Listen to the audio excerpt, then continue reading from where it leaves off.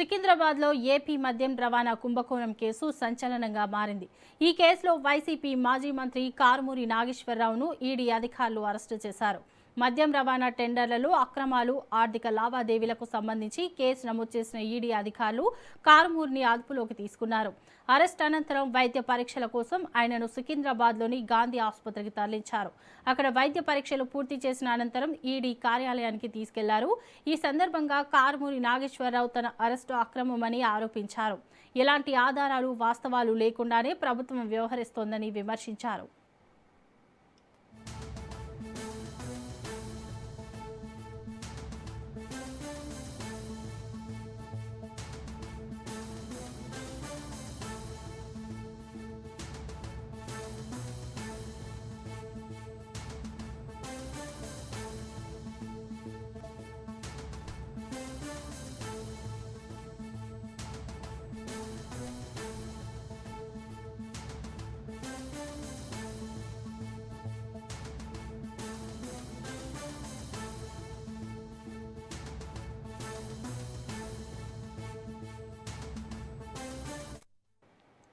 సికింద్రాబాద్లో ఏపీ మద్యం రవాణా కుంభకోణం కేసు సంచలనంగా మారింది. ఈ కేసులో వైసీపీ మాజీ మంత్రి కారుమూరి నాగేశ్వరరావును ఈడీ అధికారులు అరెస్టు చేశారు.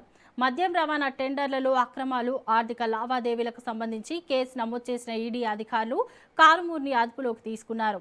అరెస్ట్ అనంతరం వైద్య పరీక్షల కోసం ఆయనను సికింద్రాబాద్లోని గాంధీ ఆసుపత్రికి తరలించారు. అక్కడ వైద్య పరీక్షలు పూర్తి చేసిన అనంతరం ఈడీ కార్యాలయానికి తీసుకెళ్లారు. ఈ సందర్భంగా కారుమూరి నాగేశ్వరరావు తన అరెస్టు అక్రమమని ఆరోపించారు. ఎలాంటి ఆధారాలు, వాస్తవాలు లేకుండానే ప్రభుత్వం వ్యవహరిస్తోందని విమర్శించారు.